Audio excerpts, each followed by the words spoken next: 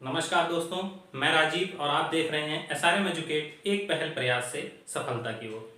दोस्तों, बहुत दिनों बाद आप और मैं आमने सामने कैमरे पर हैं। कुछ समस्याएं थी जिस वजह से मैं आप लोगों को क्लासेस नहीं दे पा रहा था। आज दोस्तों हम लोग एक बहुत महत्वपूर्ण टॉपिक पढ़ने जा रहे हैं। जैसा कि आपको पता है, अभी बहुत जल्द लेखपाल की वैकेंसी आने वाली है, यूपीएसआई की वैकेंसी आने वाली है, एसएससी जीडी की वैकेंसी आने वाली है। इसके बाद आपकी अभी रेलवे ग्रुप डी और एनटीपीसी, इनका भी पेपर लगा हुआ है। कई सारे पेपर्स होने वाले हैं। जेल वार्डन का पेपर होने वाला है। इन सब में दोस्तों भारतीय भूगोल का बहुत बड़ा महत्व रहता है। तो इस परिप्रेक्ष्य में हम आपको आज पढ़ाएंगे संपूर्ण गंगा नदी तंत्र। पूरा गंगा नदी तंत्र आज हम लोग देखेंगे। गंगा नदी की सारी सहायक नदियां, गंगा नदी के बारे में जितने भी क्वेश्चंस बनेंगे, और आपसे वादा है दोस्तों, अगर आप लोग एक बार ये वीडियो पूरा देख लेते हैं तो गंगा नदी तंत्र से जुड़ा कोई भी क्वेश्चन आपसे नहीं छूटेगा। भारत का भूगोल का एक ये बहुत महत्वपूर्ण टॉपिक है और किसी भी एग्जाम में दोस्तों ऐसा कोई भी एग्जाम नहीं होगा जो नदियों से अछूता रहा हो। हर एग्जाम में नदियों से क्वेश्चन जरूर पूछे जाते हैं। तो शुरू करते हैं आज का वीडियो हम लोग। तो दोस्तों, एक बार सभी लोग, जितने आपके यार दोस्त भाई बंधु तैयारी करने वाले हैं, उन सभी लोगों को शेयर कर दीजिए और वीडियो को लास्ट तक जरूर देखिएगा। तो आज हम लोग गंगा के बारे में क्या क्या पढ़ेंगे, सबसे पहले ये देख लेते हैं। सबसे पहले दोस्तों हम लोगों को पंचप्रयाग पढ़ना है। पंचप्रयाग सबसे पहले। उसके बाद गंगा नदी के बारे में पढ़ना है। गंगा नदी में क्या पढ़ेंगे, इसके हम लोग नाम पढ़ेंगे। इसके नाम क्या क्या हैं, राज्य पढ़ेंगे, किन किन राज्यों में जाता है ये नदी जाती है। उसके बाद गंगा नदी से विवाद भी देखेंगे हम लोग। उसके बाद गंगा नदी से संबंधित अन्य तथ्य देखेंगे हम लोग। तो ये महत्वपूर्ण जितना गंगा नदी से संबंधित होगा वो सारा हम लोग पोर्शन निपटाएंगे। उसके बाद हम लोग गंगा नदी की सहायक नदियां देखेंगे। सहायक नदियां। इसके बाद हम लोग गंगा नदी की परियोजनाएं।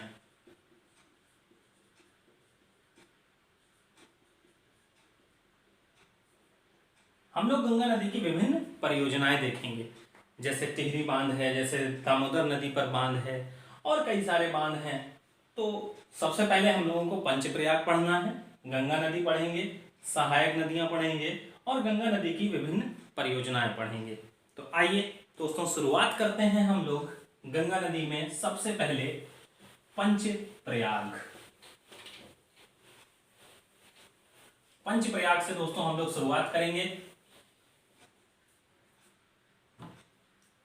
डायग्राम दोस्तों जैसा मैं आपको बनाता जा रहा हूं, आप लोग साथ साथ में बनाते जाइएगा। पेन पेंसिल लेकर साथ में बैठिए। और वादा है दोस्तों मेरा, ये 40-50 मिनट के वीडियो के बाद आपका गंगा नदी से एक भी प्रश्न नहीं छूटेगा। तो आइए देखते हैं पंचप्रयाग। पंचप्रयाग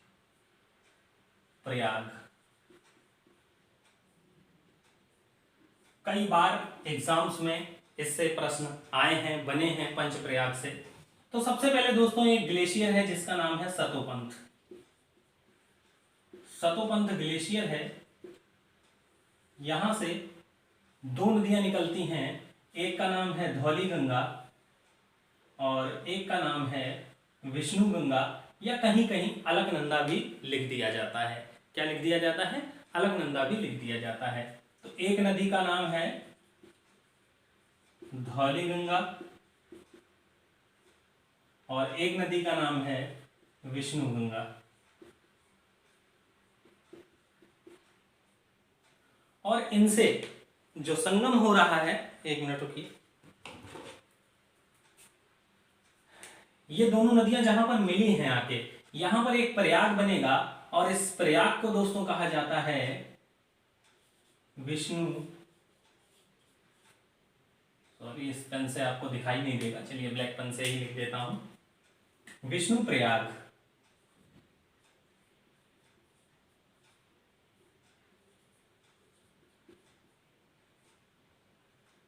ये सबसे पहला प्रयाग है विष्णु प्रयाग।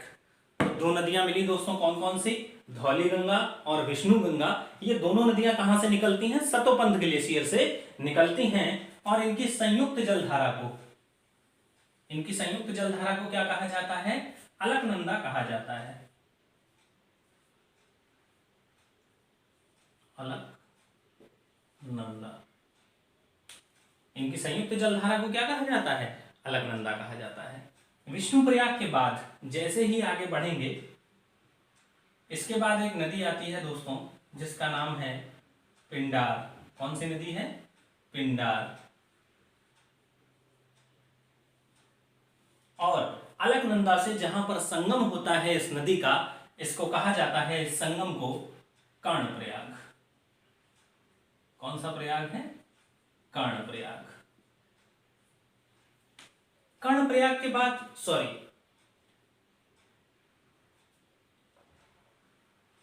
ये नदी है दोस्तों नंदाकिनी,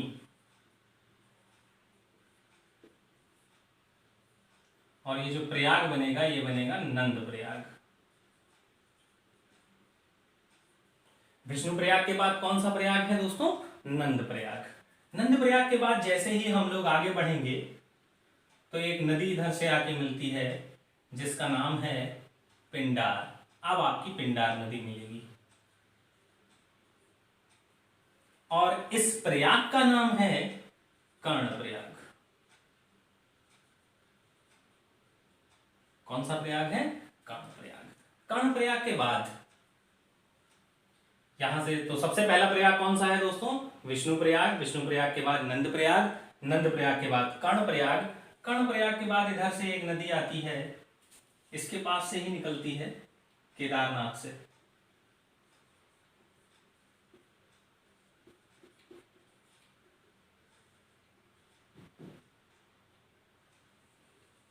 मंदाकिनी। कौन सी नदी है दोस्तों, मंदाकिनी।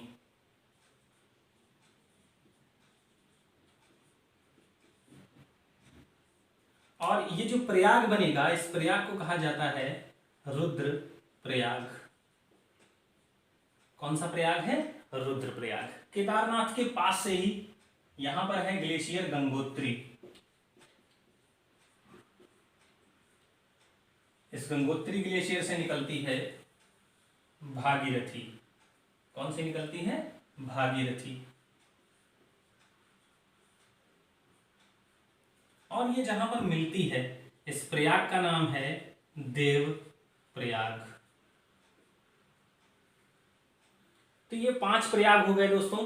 आपको पांचों प्रयाग याद रखने हैं। कौन कौन सा प्रयाग है, विष्णु प्रयाग,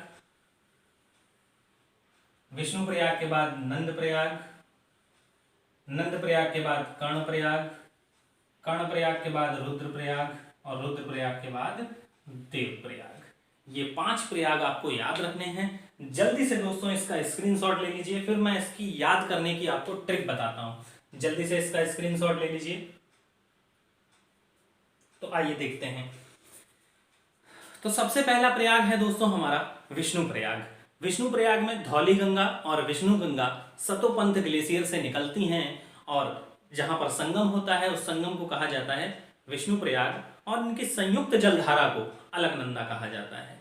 थोड़ा सा आगे बढ़ने पर, और ये पूरी कहानी जो चल रही है दोस्तों ये सब उत्तराखंड में चल रही है। कहां पर है, उत्तराखंड में। थोड़ा सा आगे बढ़ेंगे तो आपको एक नदी मिलेगी नंदाकिनी। कौन सी नदी है, नंदाकिनी नदी है और जहां पर ये अलकनंदा से मिलती है उस प्रयाग को कहा जाता है नंद प्रयाग। और आगे बढ़ेंगे तो इस साइड से आपकी केदारनाथ से एक नदी आएगी जिसका नाम है मंदाकिनी और जहां पर मिलती है तो वो रुद्रप्रयाग, और सबसे लास्ट में भागीरथी और अलकनंदा जहां पर मिलती हैं वो कौन सा प्रयाग है, देवप्रयाग। तो इसका स्क्रीनशॉट अगर आप लोगों ने ले लिया तो इसको याद कैसे करना है दोस्तों, इसको याद करने की ट्रिक आपको बताता हूं।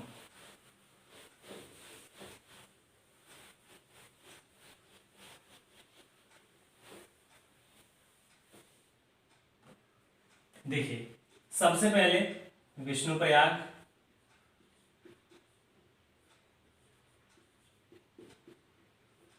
फिर उसके बाद नंदप्रयाग,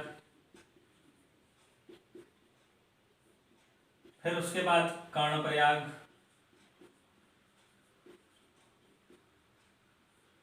फिर उसके बाद रुद्रप्रयाग, और सबसे लास्ट में देवप्रयाग। अब देखिए, सबसे पहले हमारे यहाँ हिंदू धर्म में जो सबसे बड़े भगवान माने जाते हैं वो विष्णु भगवान। कौन से हैं? विष्णु भगवान। तो विष्णु भगवान से बना हमारा विष्णु प्रयाग। उसके बाद विष्णु जी ने किसके यहाँ जन्म लिया? नंद बाबा के घर जन्म लिया। क्या बन के? कृष्ण बन के। तो विष्णु प्रयाग के बाद नंद बाबा के घर आए तो नंद प्रयाग।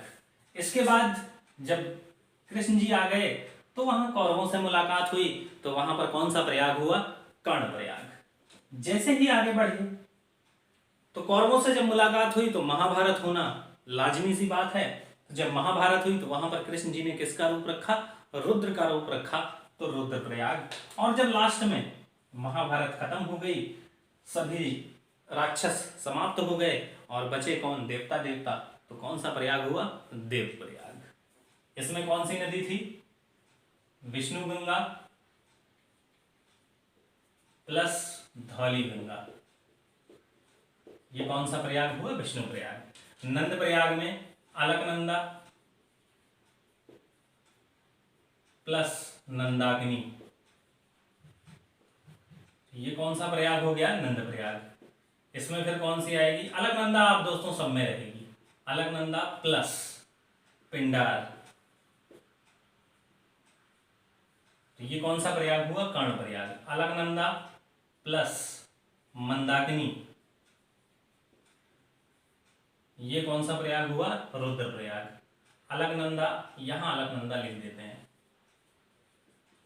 अलकनंदा प्लस भागीरथी।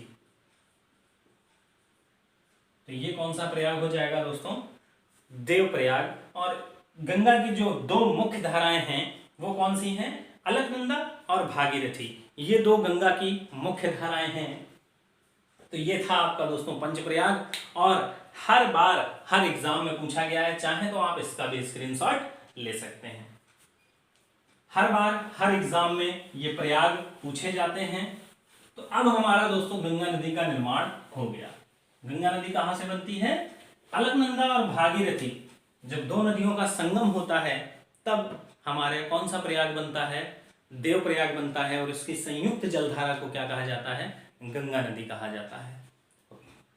अब आइए देखते हैं गंगा नदी कितने देशों में प्रवाहित होती है, किन किन नामों से जानी जाती है, और भारत के कितने राज्यों में प्रवाहित होती है, ये सब देख लेते हैं। उसके बाद बढ़ते हैं हम लोग गंगा नदी के मैप पर। और एक बार कमेंट करके मुझे जल्दी से आप सभी लोग बता दीजिए कि आप लोगों के समझ में आ रहा है या नहीं आ रहा है। और अगर आ रहा है तो जिन लोगों ने अभी तक शेयर ना किया हो वो प्लीज एक बार शेयर और लाइक जरूर करें, अपनी फीस जरूर जमा कर दें।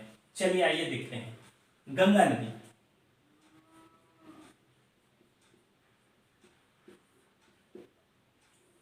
गंगा नदी आपकी दो देशों में प्रवाहित होती है। कितने देशों में प्रवाहित होती है? दो देशों में प्रवाहित होती है, भारत और बांग्लादेश।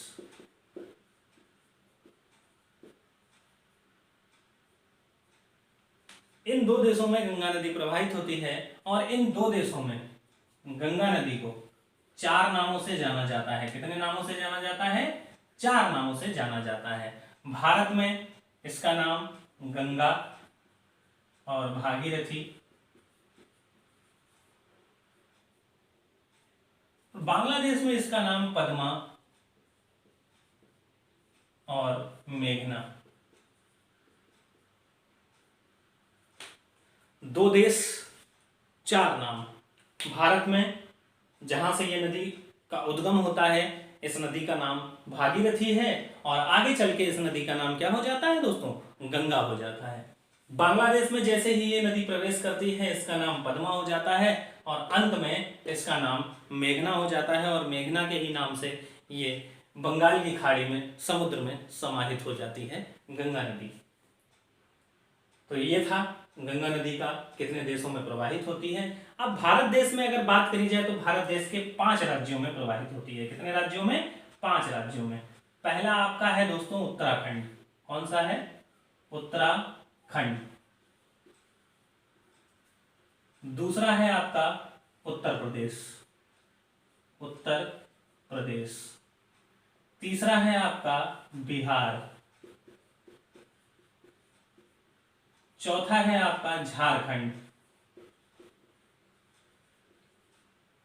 और पांचवा है पश्चिम बंगाल।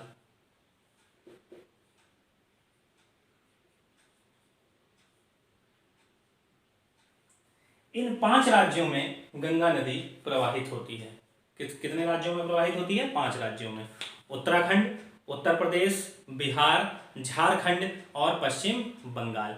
जिनमें से आपको हर राज्य का नाम याद रहता है, हो सकता है झारखंड का नाम आपके दिमाग से उतर जाए, क्योंकि उत्तराखंड भी आपको पता है, क्योंकि यहीं से उद्गम होता है। उत्तर प्रदेश में आपको पता ही है, बिहार आपको पता ही है, पश्चिम बंगाल आपको पता ही है। झारखंड एक राज्य ऐसा है जिसका नाम बच्चों के दिमाग से उतर जाता है। तो बेटा आपको ये झारखंड राज्य याद रखना है। तो गंगा नदी कितने राज्यों में प्रवाहित होती है? 5 राज्यों में प्रवाहित होती है। और गंगा नदी की कुल लंबाई जो है दोस्तों वो है 2525 किलोमीटर इसकी कुल लंबाई है। और इन सभी राज्यों में अगर पूछा जाए तो गंगा नदी सबसे ज्यादा उत्तर प्रदेश में प्रवाहित होती है 1100 किलोमीटर। सबसे ज्यादा कहां पर प्रवाहित होती है? उत्तर प्रदेश में प्रवाहित होती है 1100 किलोमीटर। और सबसे कम प्रवाहित जो होती है वो झारखंड में होती है। कहां पर होती है? झारखंड में होती है। झारखंड का एकमात्र जिला है साहेबगंज। कौन सा है दोस्तों? साहेबगंज। साहेबगंज नामक जिला है, सबसे कम इसी ही राज्य में प्रवाहित होती है और एकमात्र जिले से प्रवाहित होती है, साहेबगंज जिले से। और साहेबगंज जिले से ही, झारखंड के साहेबगंज जिले से वर्तमान केंद्र सरकार यानी बीजेपी सरकार की, वर्तमान केंद्र सरकार की सबसे बड़ी परियोजना का शुरुआत इसी राज्य से हुआ था, इसी राज्य के इसी जिले से हुआ था, नमामि गंगे परियोजना। नमामि गंगे परियोजना का प्रारंभ किस राज्य से हुआ था? झारखंड राज्य से। और अगर जिला पूछा जाए तो साहेबगंज जिले से नमामि गंगे परियोजना की शुरुआत हुई थी। आशा करता हूं इतना आपको बहुत अच्छे से समझ में आ गया होगा। अगर उत्तर प्रदेश की बात करी जाए तो उत्तर प्रदेश का पहला जिला जहां से गंगा नदी प्रवेश करती है वो है बिजनौर। कौन सा है दोस्तों? बिजनौर। ये उत्तर प्रदेश का पहला जिला है बिजनौर, जहां से गंगा नदी उत्तर प्रदेश में प्रवेश करती है। बिजनौर के बाद अंतिम जिला जो उत्तर प्रदेश का है वो है बलिया। कौन सा है दोस्तों? बलिया। पहला जिला कौन सा है? बिजनौर। और अंतिम जिला कौन सा है? बलिया। बिजनौर से लेके बलिया तक उत्तर प्रदेश के कुल 28 जिलों में गंगा नदी प्रवाहित होती है। कितने जिलों में गंगा नदी प्रवाहित होती है? तो 28 जिलों में गंगा नदी प्रवाहित होती है। इसका स्क्रीनशॉट ले लीजिए। आशा करता हूं इतना आपको समझ में आ गया होगा। जल्दी से इसका स्क्रीनशॉट ले लीजिए। तो हम लोगों ने कितनी चीजें पढ़ी दोस्तों अभी तक? हम लोगों ने 2 चीजें पढ़ी, पंचप्रयाग और गंगा नदी के बारे में पढ़ा कि किन किन राज्यों में होकर बहती है, उत्तर प्रदेश में कहां कहां बहती है। 5 राज्यों में बहती है, उत्तराखंड, उत्तर प्रदेश, बिहार, झारखंड और पश्चिम बंगाल। गंगा की कुल लंबाई 25-25। 2 देशों में प्रवाहित होती है, भारत और बांग्लादेश। उत्तर प्रदेश की अगर बात करी जाए, इन सभी राज्यों की अगर बात करी जाए तो सबसे ज्यादा गंगा नदी जो प्रवाहित होती है वो उत्तर प्रदेश में 1100 किलोमीटर। कुल लंबाई गंगा की 25-25 में से 1100 किलोमीटर उत्तर प्रदेश में प्रवाहित होती है। और सबसे कम जो प्रवाहित होती है वो झारखंड राज्य में होती है और जिला है साहेबगंज। उत्तर प्रदेश का अगर पहला जिला पूछा जाए तो बिजनौर और अंतिम जिला पूछा जाए तो बलिया। बिजनौर से लेके बलिया तक कुल 28 जिलों में गंगा नदी प्रवाहित होती है। उत्तर प्रदेश के 28 जिलों में, 75 जिलों में से 28 जिलों में गंगा नदी प्रवाहित होती है। इसको भारत की राष्ट्रीय नदी भी कहा गया है, क्योंकि भारत की लगभग 30% जनसंख्या का भरण पोषण गंगा नदी करती है। कितने प्रतिशत जनसंख्या का? 30% जनसंख्या का गंगा या गंगा की सहायक नदियां भरण पोषण करती हैं।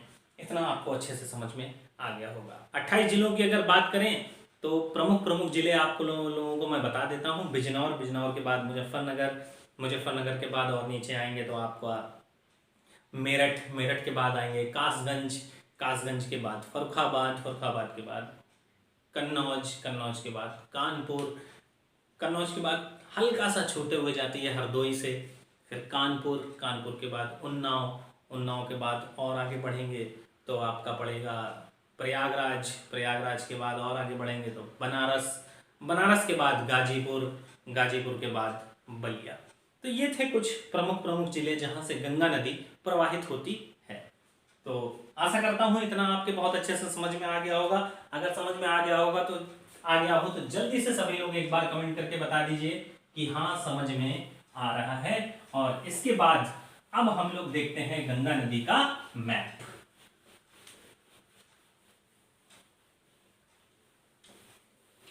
आज हम लोग संपूर्ण गंगा नदी देखेंगे, एक भी पॉइंट आपका नहीं छूटेगा, ये वादा है हमारा। इससे अच्छा गंगा नदी आपने कहीं नहीं पढ़ा होगा। बस लास्ट तक बने रहिए और देखते रहिए हमारे साथ गंगा नदी के बारे में। चलिए आगे देखते हैं। और अभी भी जिसने कमेंट नहीं कर रहे हैं लगातार कमेंट भी करते जाइए, शेयर और लाइक भी करते जाइए। अगर समझ में आ रहा हो तो और लोगों को जोड़िए दोस्तों, ज़्यादा से ज़्यादा लोगों के पास आप लोग शेयर किया करिए। शेयर करने का काम आप लोगों का, पढ़ाने का काम हमारा, शेयर करने का काम आप लोगों का। तो चलिए अब देखते हैं गंगा नदी। तो यहां से दोस्तों हम लोगों ने देखा कि भागीरथी और अलकनंदा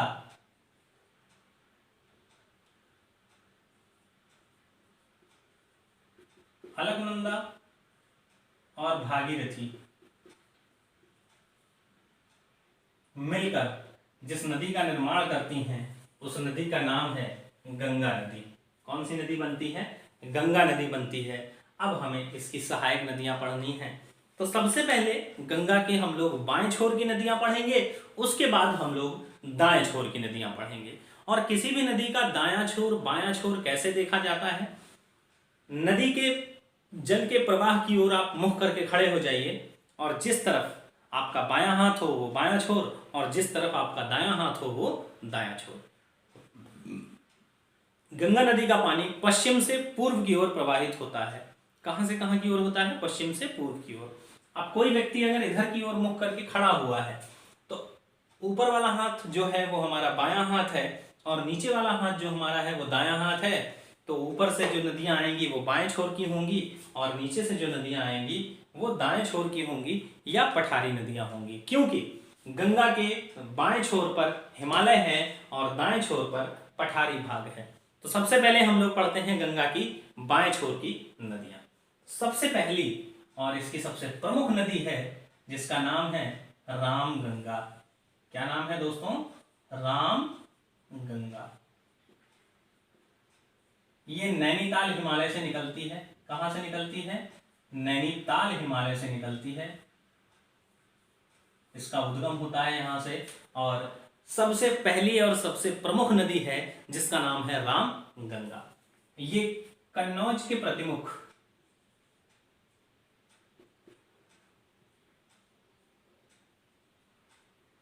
हरदोई में जाकर रामगंगा से मिल जाती है। तो बाएं छोर की सबसे पहली और प्रमुख सहायक नदियां कौन सी हुई दोस्तों? रामगंगा।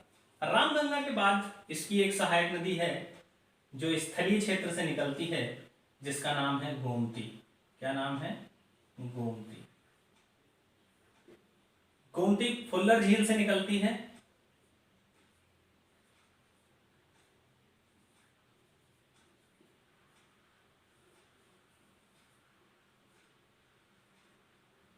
कहां से निकलती है दोस्तों? फुल्लर झील से निकलती है। पीलीभीत डिस्ट्रिक्ट का भी नाम लिख देते हैं यहां पर आपके, पीलीभीत।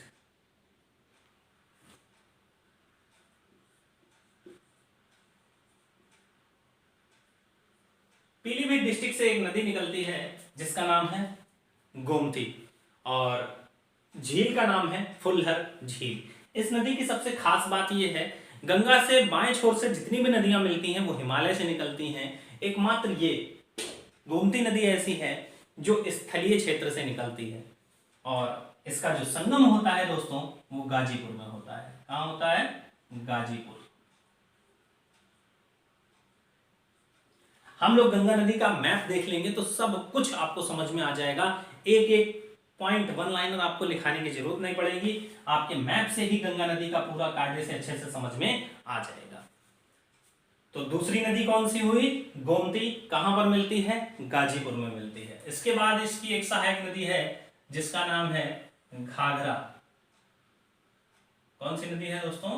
घाघरा। घाघरा नदी जो निकलती है वो मापचा चुंग ग्लेशियर से निकलती है। कहां से निकलती है?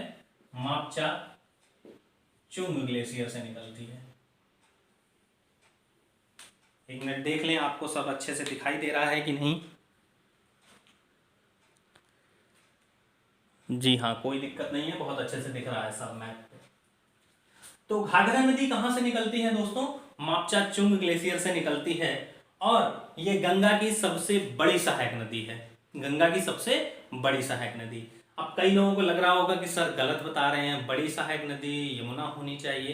तो गंगा की सबसे लंबी सहायक नदी दोस्तों यमुना है, लेकिन अगर गंगा की सबसे बड़ी सहायक नदी की बात करी जाए तो घाघरा है। कौन सी है? घाघरा। बड़ी का मतलब जिसमें जल ग्रहण क्षेत्र में मात्रा अधिक हो, मतलब जल बहुत अधिक मात्रा में लाती हो, तो वो कौन सी नदी है? घाघरा नदी। और ये बाएं छोर की सबसे लंबी सहायक नदी भी है। घाघरा नदी को नेपाल में दोस्तों कर्णाली के नाम से जाना जाता है। किसके नाम से जाना जाता है?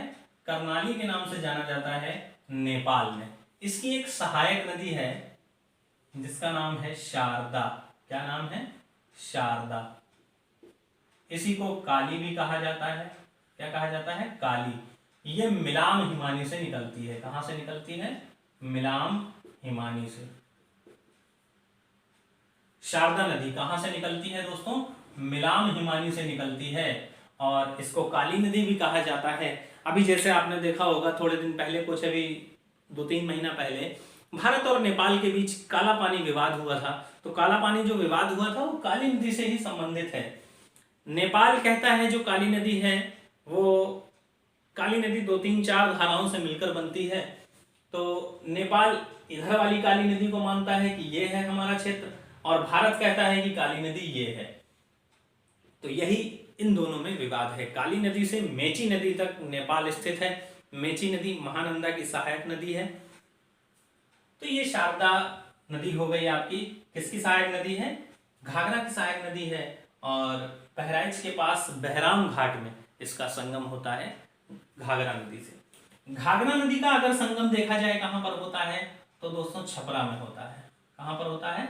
छपरा में होता है। घाघरा नदी के बाद एक सहायक नदी है जिसका नाम है गंडक। क्या नाम है? गंडक। ये भी नेपाल हिमालय से निकलती है। कहां से निकलती है? नेपाल हिमालय से निकलती है, और इसका जो संगम होता है ये सोनपुर में होता है। कहां होता है? सोनपुर में। ये देखिए गाजीपुर, ये पूर्वांचल का जिला है उत्तर प्रदेश का। इसके बाद हम लोग छपरा में प्रवेश कर चुके हैं, यानी बिहार में प्रवेश कर चुके हैं। तो नेपाल हिमालय से एक नदी निकलती है जिसका नाम है गंडक, और वो कहां मिलती है दोस्तों? सोनपुर में आके मिलती है। गंडक के बाद इसकी एक सहायक नदी है बूढ़ी गंडक। कौन सी? बूढ़ी गंडक।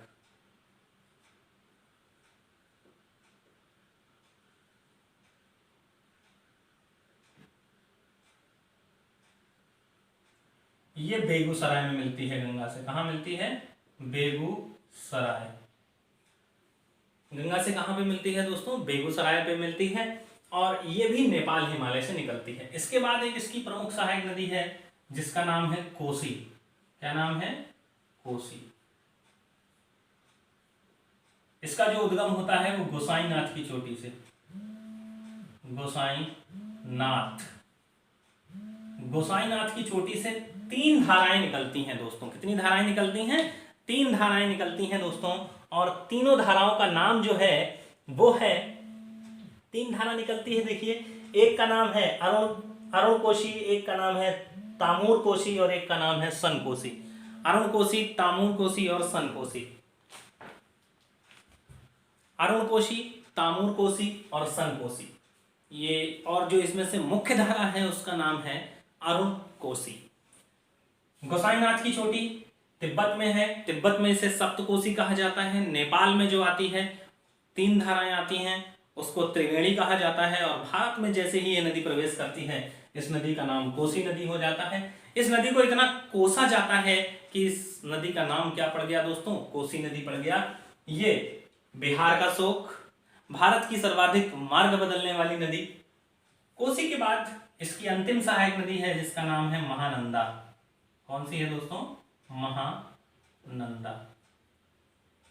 ये दार्जिलिंग की पहाड़ी से निकलती है। कहां से निकलती है, दार्जिलिंग की पहाड़ी से। और मिलने का स्थान है इसका, और लिख लीजिए दोस्तों, कोसी नदी मिलती है काढ़ा गोल कुर्सेला में। काढ़ा गोल कुर्सेला।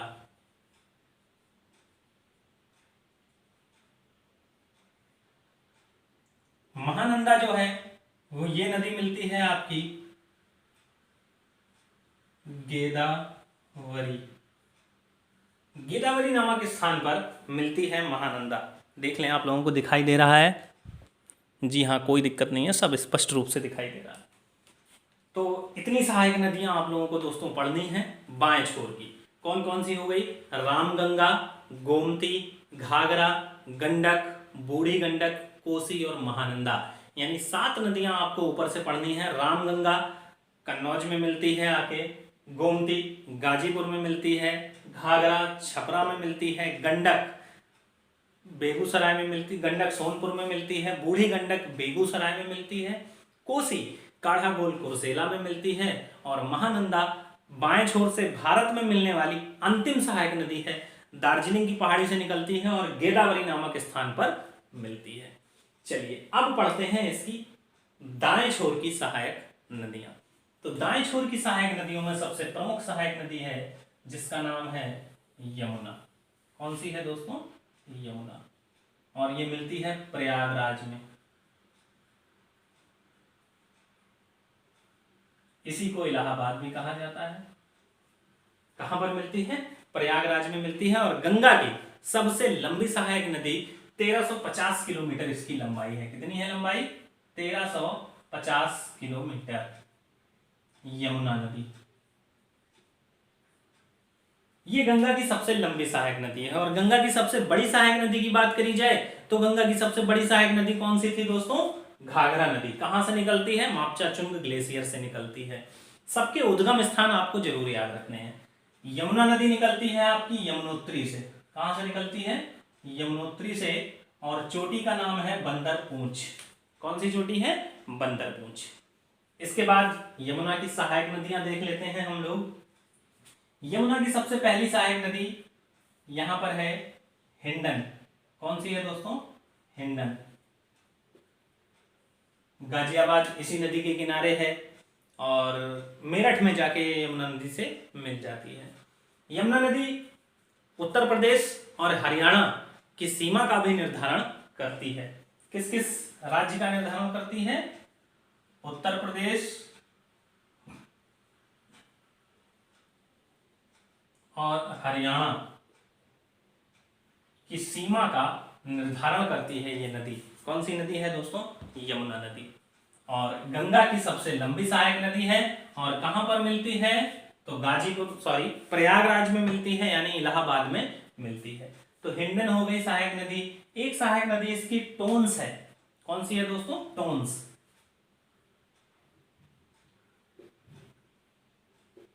एक टोन्स ये पर्वतीय नदी है और एक टोन्स यहां गंगा से मिलेगी, वो भी इसकी सहायक नदी है, वो गंगा की सहायक नदी है। और एक टोन्स ये है, ये यमुना की सहायक नदी है।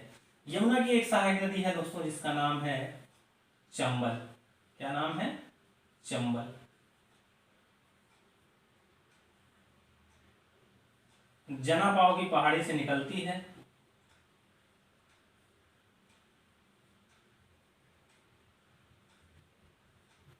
चंबल नदी। कौन सी नदी, चंबल। यमुना और चंबल का संगम इटावा में होता है। कहां पर होता है दोस्तों? इटावा में होता है। ये यमुना की सबसे लंबी सहायक नदी है। गंगा की सबसे लंबी सहायक नदी यमुना, और यमुना की सबसे लंबी सहायक नदी चंबल। चंबल की एक सहायक नदी है दोस्तों जिसका नाम है क्षिप्रा। क्या नाम है? क्षिप्रा।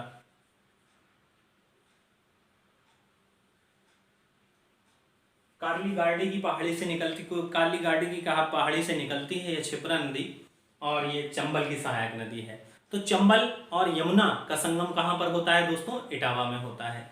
इसके बाद इसकी सहायक नदी है। ये आप लोगों को समझ में आ रहा है? जल्दी से कमेंट बॉक्स में कमेंट करके मुझे बता दीजिए एक बार कि आप लोगों को समझ में आ रहा है। सभी लोग कमेंट करके बताएं।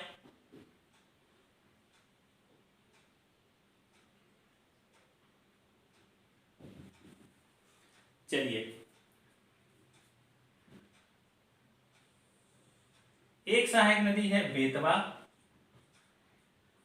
और एक सहायक नदी है केन। कौन सी? केन। बेतवा आपकी मिलती है हमीरपुर में। कहाँ मिलती है? हमीरपुर में। इसका स्क्रीनशॉट लेते जाइए दोस्तों आप लोग। बेतवा नदी कहाँ मिलती है? हमीरपुर में मिलती है। और केन नदी जो है इसकी सहायक नदी वो मिलती है बांदा जिले में। कौन से जिले में मिलती है? बांदा जिले में। चलिए, इसके हम लोग साथ में डैम भी पढ़ते जाते हैं। चंबल नदी पर दोस्तों 3 डैम बने हुए हैं। कितने डैम हैं? 3 डैम। सबसे पहले डैम का नाम है गांधी सागर बांध। दूसरे डैम का नाम है जवाहर सागर बांध, और तीसरे डैम का नाम है राणा प्रताप सागर। राणा प्रताप सागर। ये 3 डैम दोस्तों आपके किस पर बने हुए हैं? चंबल नदी पर। जिसमें से गांधी सागर मध्य प्रदेश में है, एमपी में है। जवाहर सागर और राणा प्रताप सागर। राणा प्रताप सागर और जवाहर सागर, ये जवाहर सागर आपका कोटा में पड़ता है और राणा प्रताप सागर यहीं राजस्थान में ही पड़ता है। दोनों जो ये जवाहर सागर और राणा प्रताप सागर राजस्थान में है, और गांधी सागर ये कहां पर है? आपका मध्य प्रदेश में है। तो ये 3 डैम चंबल नदी से बहुत अधिक बार पूछे गए हैं। और एक प्रपात है जिसका नाम है चूलिया जलप्रपात। चूलिया जल प्रपात। ये चूलिया जलप्रपात किस नदी पर स्थित है? तो आपका दोस्तों चंबल नदी पर स्थित है। इसके बाद बेतवा नदी। बेतवा नदी कैमूर की पहाड़ियों से निकलती है। कहां पर मिल जाती है? हमीरपुर में मिल जाती है। उसके बाद केन नदी, ये विंध्याचल पर्वत श्रृंखला से निकलती है। कहां से निकलती है? विंध्याचल पर्वत श्रृंखला से निकलती है और कहां मिल जाती है? बांदा जिले में यमुना से मिल जाती है। इसके बाद गंगा की एक सहायक नदी है प्रमुख, सोन। कौन सी है दोस्तों? सोन नदी। ये आपकी अमरकंटक की पहाड़ी से निकलती है। कहां से निकलती है? अमरकंटक। अमरकंटक की पहाड़ी से निकलती है सोन नदी, और ये सोनपुर से पहले थोड़ा पटना के समीप गंगा से मिल जाती है।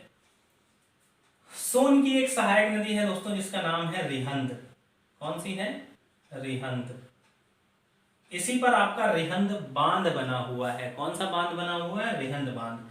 और रिहंद बांध कहां बना हुआ है? तो सोनभद्र के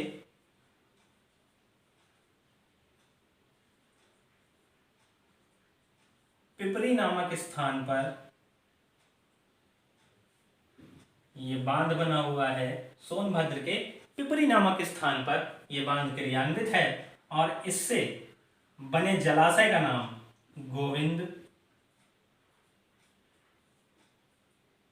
वल्लभ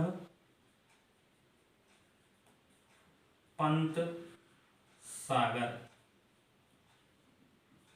और इसमें कंफ्यूज नहीं होना है दोस्तों आप लोगों को। एक सागर का नाम है गोविंद सागर। गोविंद सागर सतलज नदी पर बनता है जाके, भाखड़ा नागल डैम पर बनता है जाके, और गोविंद बल्लभ पंत सागर ये सोनभद्र में बनता है। उत्तर प्रदेश का एक जिला है सोनभद्र, जो 4 राज्यों से घिरा हुआ है, मध्य प्रदेश, छत्तीसगढ़, झारखंड और बिहार, इन 4 राज्यों से घिरा हुआ जिला उत्तर प्रदेश का एकमात्र जिला सोनभद्र। तो सोनभद्र के पिपरी नामक स्थान पर ये डैम बना हुआ है, और इससे बनने वाले जलाशय का नाम गोविंद बल्लभ पंत सागर, जो कि उत्तर प्रदेश और छत्तीसगढ़ की सीमा पर स्थित है। किसकी सीमा पर स्थित है? उत्तर प्रदेश और छत्तीसगढ़ की सीमा पर स्थित है।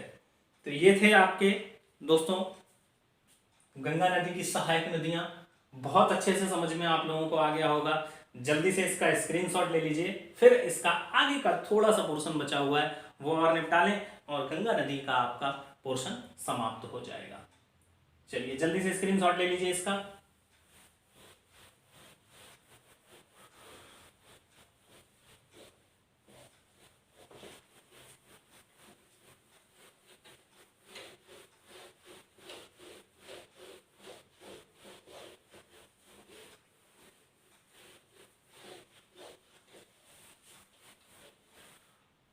तो हम लोगों ने गंगा की सहायक नदियां पढ़ी। कौन कौन सी सहायक नदियां थी दोस्तों? रामगंगा, गोमती, घाघरा, गंडक, बूढ़ी गंडक, कोसी, महानंदा। ये रामगंगा की गंगा की सहायक नदियां थी बाएं छोर की। बाएं छोर की सबसे लंबी सहायक नदी घाघरा, गंगा की सबसे बड़ी सहायक नदी घाघरा। दाएं छोर से हम लोगों ने पढ़ा यमुना और सोन, ये 2 गंगा की सहायक नदियां थी। यमुना की सहायक नदियों में हम लोगों ने देखा था हिंडन, टोंस, चंबल, केन और बेतवा। बेतवा हमीरपुर में मिलती है और केन बांदा में मिलती है जाके, और चंबल नदी इटावा में मिलती है जाके। चंबल की सहायक नदी हम लोगों ने कौन सी देखी थी? क्षिप्रा देखी थी। तो ये थी गंगा की सहायक नदियां। अब इसके बाद क्या होता है दोस्तों? बांग्लादेश की सीमा से 10 किलोमीटर पहले एक स्थान पड़ता है जिसका नाम है फरक्का। कौन सा स्थान है दोस्तों? फरक्का नामक स्थान पर 2 भागों में बट जाती है।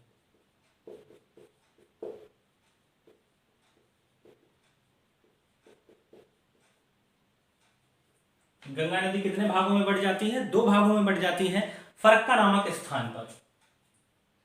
अब मान लीजिए इधर से गंगा आ रही है, एक भाग इधर चला जाता है और एक भाग नीचे चला जाता है। ये है आपकी गंगा नदी, और यहां से हम लोग मान लेते हैं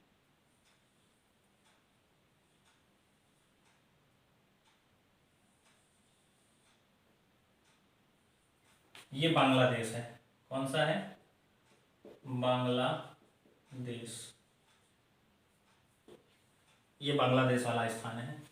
तो 10 किलोमीटर पहले कौन सा स्थान है दोस्तों? फरक्का। यहीं पर फरक्का बांध स्थित है। कौन सा बांध स्थित है? फरक्का बांध स्थित है। तो गंगा 2 भागों में बढ़ती है, एक को भागीरथी कहा जाता है। क्या कहा जाता है? भागीरथी। और एक जो नीचे चली जाती है इसको कहा जाता है हुगली। क्या कहा जाता है? हुगली।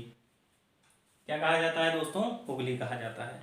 अब अगर पूछा जाए कि हुगली गंगा की सहायक नदी है कि नहीं है, तो हुगली बेटा गंगा की सहायक नदी नहीं है। हुगली गंगा की वितरिका है, ना कि सहायक नदी है। सहायक नदी का काम होता है किसी मुख्य नदी में अन्य नदी के पानी को मिला देना, पानी को बढ़ाने में सहायता करना, तो वो सहायक नदी होती है। वो ट्रिब्यूटरी कहलाती है। क्या कहलाती है? ट्रिब्यूटरी कहलाती है इंग्लिश में। और ये वितरिका है, इसको डिस्ट्रीब्यूटरी कहा जाता है इंग्लिश में। क्या कहा जाता है? डिस्ट्रीब्यूटरी। डिस्ट्रीब्यूट मतलब डिस्ट्रीब्यूट कर देना, तो वो डिस्ट्रीब्यूटरी हो गई। वितरित कर देना, इसीलिए उस नदी के पानी को 2 भागों में बांट दिया, इसलिए उसको क्या कहा गया? वितरिका कहा गया। क्या कहा गया दोस्तों? वितरिका कहा गया। तो ये गंगा की वितरिका है, ना कि गंगा की सहायक नदी है। हुगली की एक सहायक नदी है जिसका नाम है दामोदर। क्या नाम है? दामोदर। ये भी अमरकंटक की पहाड़ी के पास से निकलती है। हुगली की सहायक नदी कौन सी है? दामोदर। दामोदर की सहायक नदी है बराकर। कौन सी है? बराकर। ये बराकर नदी। दामोदर नदी घाटी को भारत का रूर प्रदेश कहा जाता है। दामोदर नदी घाटी को भारत का रूर प्रदेश कहा जाता है। रूर प्रदेश क्या होता है दोस्तों? जहां पर कोयला सबसे अधिक निकलता है उसको रूर कहा जाता है। जर्मनी में एक क्षेत्र है जिस जगह का नाम है ब्लैक फॉरेस्ट। ब्लैक फॉरेस्ट एक जंगल है, उसको ब्लैक फॉरेस्ट इसलिए कहा जाता है क्योंकि वहां पर कोयला बहुत अधिक मात्रा में निकलता है, इसलिए उस जंगल को ब्लैक फॉरेस्ट कह दिया जाता है। तो जर्मनी के उस ब्लैक फॉरेस्ट के जिस क्षेत्र में कोयला ज्यादा निकलता है उस जगह का नाम है रूर। तो अब पूरे विश्व में कहीं पर भी कोयला ज्यादा होगा तो उस जगह का रूर कह दिया जाता है, रूर प्रदेश कह दिया जाता है। जैसे कि जर्मनी में ब्लैक फॉरेस्ट से राइन नदी होकर निकलती है। कौन सी नदी निकलती है दोस्तों? राइन नदी। तो जर्मनी में कोयले वाले क्षेत्र को रूर कहा गया। पूरे विश्व में कहीं भी कोयला ज्यादा पाया जाएगा उसको वहां का रूर प्रदेश कहा जाएगा। जैसे मैनचेस्टर, मैनचेस्टर एक जगह का नाम है लंदन में, जहां पर सबसे पहले औद्योगिक क्रांति हुई थी तो उसको मैनचेस्टर कहा गया था, उस क्षेत्र का नाम मैनचेस्टर था। अब पूरे विश्व में कहीं भी उद्योग ज्यादा पाए जाएंगे तो उसको उस जगह का मैनचेस्टर कहा जाएगा। जैसे उत्तर भारत का मैनचेस्टर कानपुर, क्योंकि उत्तर भारत में सबसे ज्यादा अगर फैक्ट्री कहीं पर है तो कानपुर में है, इसलिए कानपुर को उत्तर भारत का मैनचेस्टर कह दिया जाता है। जैसे भारत का मैनचेस्टर अहमदाबाद, पूरे भारत में सबसे ज्यादा मिल्स, सबसे ज्यादा फैक्ट्रियां कहां पर हैं? अहमदाबाद में है, इसलिए अहमदाबाद को संपूर्ण भारत का मैनचेस्टर कहा जाता है। उत्तर भारत का मैनचेस्टर कानपुर को कहा जाता है। तो ये बात आप लोगों को समझ में आ गई होगी। तो गंगा नदी भागीरथी के नाम से शुरुआत हुई थी और भागीरथी के नाम से ही भारत में इसका क्या हो जाता है दोस्तों? अंत हो जाता है। अब गंगा नदी में यहां पर मान लीजिए है इलाहाबाद और यहां पर है हल्दिया।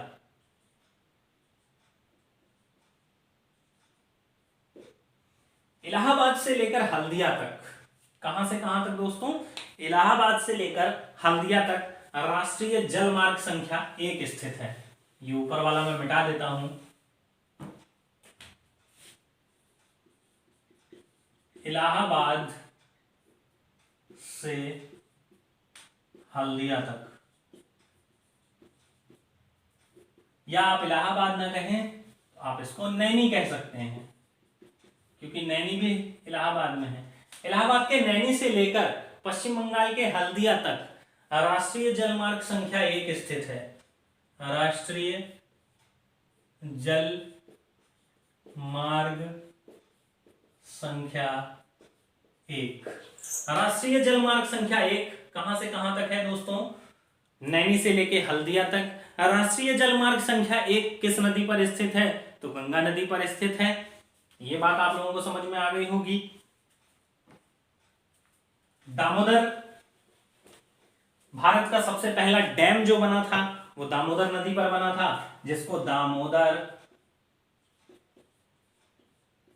नदी घाटी परियोजना, इसको दामोदर नदी घाटी परियोजना नाम दिया गया और यह भारत की सबसे पहली बहुउद्देशीय नदी घाटी परियोजना थी। भारत की सबसे पहली बहुउद्देशीय नदी घाटी परियोजना कौन सी थी दोस्तों? तो दामोदर नदी घाटी परियोजना भारत की सबसे पहली बहुउद्देशीय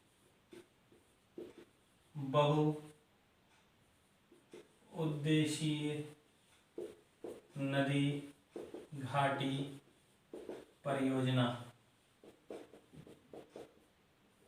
भारत की सबसे पहली बहुउद्देशीय नदी घाटी परियोजना कौन सी है दोस्तों? तो दामोदर नदी घाटी परियोजना। और विश्व की प्रथम बहुउद्देशीय नदी घाटी परियोजना अगर कोई है तो टेनेसी नदी घाटी परियोजना। कौन सी है दोस्तों? टेनेसी नदी घाटी परियोजना। विश्व में सबसे पहला बहुउद्देशीय नदी घाटी परियोजना। बहुउद्देशीय नदी घाटी परियोजना क्या होता है? डैम भी बना हो, बिजली उत्पादन भी होता हो, मछली पालन का कार्य भी होता हो, मतलब एक साथ कई सारे उद्देश्यों वाला जो डैम हुआ, नदी घाटी परियोजना हुई, वही कहलाती है बहुउद्देशीय नदी घाटी परियोजना। तो भारत की प्रथम बहुउद्देशीय नदी घाटी परियोजना कौन सी है? दामोदर नदी घाटी परियोजना वर्ष 1948 में बनी थी। कब बनी थी? वर्ष 1948 में बनी थी। और नेहरू जी ने नदी पर बने डैम को, नदियों पर बनने वाली परियोजनाओं को आधुनिक भारत का मंदिर कहा था। क्या कहा था दोस्तों? आधुनिक भारत का मंदिर कहा था। दोस्तों अगर वीडियो आप लोगों को अच्छा लग रहा हो तो एक बार शेयर करना मत भूलिएगा।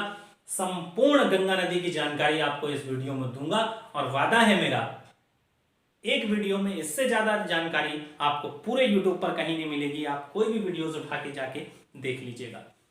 तो विश्व की प्रथम बहुउद्देशीय नदी घाटी परियोजना कौन सी है? टेनेसी नदी घाटी परियोजना। मिसिसिपी और मिसूरी दो सहायक नदियां हैं ऑस्ट्रेलिया की, और मिसूरी की एक सहायक नदी है टेनेसी। टेनेसी पर एक डैम बना हुआ है, टेनेसी नदी परियोजना, उसी को कहा जाता है। ऑस्ट्रेलिया की नहीं है, उत्तरी अमेरिका की, सॉरी। तो भारत की सबसे पहली बहुउद्देशीय नदी घाटी परियोजना दामोदर नदी घाटी परियोजना। विश्व की पहली बहुउद्देशीय परियोजना टेनेसी नदी घाटी परियोजना। इसके बाद आगे बढ़ते हैं हम लोग। अब ये गंगा नदी कहां प्रवेश करेगी दोस्तों? बांग्लादेश में प्रवेश करेगी, और इस नदी का नाम क्या हो जाएगा? पद्मा हो जाएगा। क्या हो जाएगा? पद्मा हो जाएगा। फिर इधर से ऐसे करके आएगी और ब्रह्मपुत्र नदी मिलेगी, तब भी इस नदी का नाम पद्मा ही रहेगा। और ये सबसे कंफ्यूज क्रिएट करने वाला क्वेश्चन है। सबसे पहले क्वेश्चन आता है कि गंगा को बांग्लादेश में किस नाम से जाना जाता है? तो दोस्तों पद्मा के नाम से जाना जाता है। दूसरा क्वेश्चन पूछेगा कि ब्रह्मपुत्र और पद्मा की संयुक्त जलधारा को क्या कहा जाता है? तो 99% लड़का मेघना आंसर लगाता है, लेकिन मेघना नहीं होगा। पद्मा प्लस ब्रह्मपुत्र, ये भी पद्मा ही रहेगी। क्या रहेगी? पद्मा ही रहेगी। ब्रह्मपुत्र कहें चाहे जमुना कहें, एक ही बात है, क्योंकि ब्रह्मपुत्र को बांग्लादेश में जमुना कहा जाता है। क्या कहा जाता है? जमुना कहा जाता है। तो पद्मा और ब्रह्मपुत्र की संयुक्त जलधारा को भी पद्मा कहा जाता है। जब पद्मा में मेघना नदी मिलेगी, तब इस नदी का नाम मेघना हो जाएगा। क्या हो जाएगा? मेघना हो जाएगा। ये बांग्लादेश है। इसके बाद इधर से मिजो की पहाड़ी से, कहां से दोस्तों? मिजो की पहाड़ी से, यहां लिख देना है बंगाल, एक नदी आती है जिसका नाम है बराक। कौन सी नदी आती है? बराक। बराक नदी या इसी को मेघना नदी भी कहा जाता है, और जब इससे मिल जाती है तब इस नदी का नाम क्या हो जाएगा? मेघना हो जाएगा। क्या हो जाएगा? मेघना हो जाएगा। तो आज के बाद ये क्वेश्चन आपका गलत नहीं होना चाहिए। बांग्लादेश में गंगा नदी को पद्मा कहा जाता है। ब्रह्मपुत्र मिलने के बाद भी गंगा नदी का नाम पद्मा ही रहता है। पद्मा में जब मेघना नदी मिलती है तब इसको मेघना कहा जाता है, और अंत में मेघना के नाम से ये कहां गिर जाती है? बंगाल की खाड़ी में।